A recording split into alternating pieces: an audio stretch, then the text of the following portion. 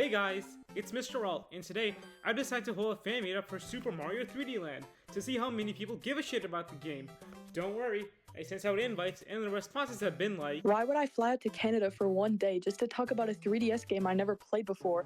I don't know, Mr. Alt, this might just be your most insane idea yet. guys, I think she doesn't care about Super Mario 3D Land. Oh, would you look at that? It's time for the meetup. I'm gonna go and discuss my favorite levels. Hey guys, welcome to the first 3D Land meetup, where I can gush about 1-3. Oh. There's nobody here.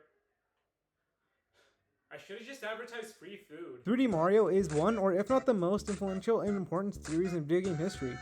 Every game felt like an event and changed gaming forever. All the games have their own legacies and fan bases, well, except for 3D World. I often see this game getting ignored when people talk about like the best Mario games.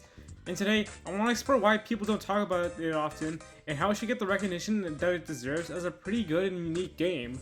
3D Land's gameplay is like an adaptation of the 2D Mario games, where you go level to level getting the flagpole at the end, instead of the open world and mission structures of the other games.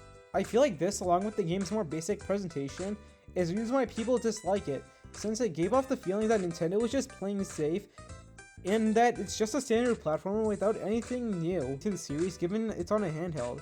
I remember people always talking about Mario 3 and always wanting these power-ups back. Are you happy? Oh wow, a game with coin rewards.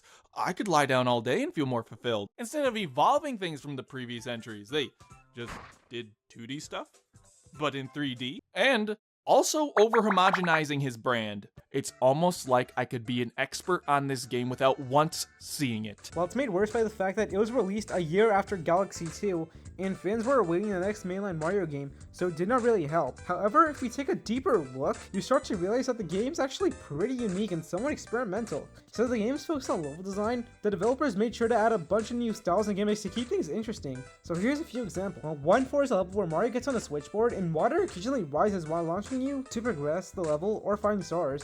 It's a really neat idea, and the level itself is just pure fun. Also, since the Atlantic theme was used, I can't get the SpongeBob Patrick version out of my head. SpongeBob Patrick, Doodle Clam! 3-4 is a snow level, but with a twist. For most of it, you walk on tightropes and get huge jumps out of it. There's also these blocks that can get you star coins. 3-5 is a level themed off candies and cakes, and not gonna lie bro, it's making me crave Jolly Ranchers right now. 4-5 is the entire level where you travel through switch pads, making the player time their movements and jumps right, or you die, since they despawn. 6-4 is the best level in the game.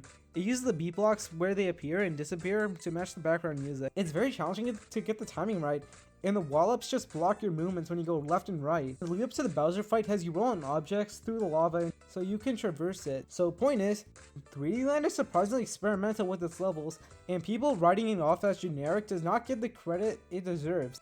Although, the game does have its flaws. There's some difficulty spikes, making the game pretty consistent at times. Mario does not run, making the game slow and boring at points, especially compared to the fast-paced nature of 3D World. One thing I want to go over is that people lump this game with New Super Mario Bros. 2. Relax for being generic.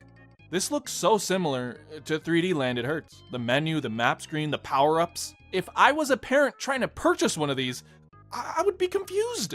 Are they in the same series? Is this like the first and this is the second? Oh no, wait, is this the third? And I never really got that. New Super Mario Bros. 2 doesn't really do a whole lot to separate stuff from the other games, besides like 2 really good levels and a really sick Bowser fight, if I'm being honest. It's just the same old grass, lava, winter, and sand without anything new to spice it up. Sure, the coin rush stuff is neat, but it's DLC content, leaving the base game pretty boring and dull, whereas 3D Land experiments with the levels, having new features and gimmicks to keep the experience interesting for the player. So, that was Super Mario 3D Land. While not the best, it's overall a really fun and special experience that I think it's definitely worth talking about. It may not have a huge fan base or a defining trait, but who really cares? It's a really solid pick up and play platformer with a few surprises packed in. In conclusion, I think 3D Land should be remembered as the experimental game of the series, where the developers made sure it's never a boring experience. Overall, I would give the game a 7.5 out of 10.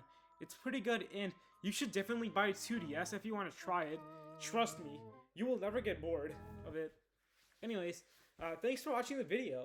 Like, I want to give like a special shout out to Spim for like cameoing in this, and she's like pretty cool. Subscribe to her Twitter, I guess. I don't know.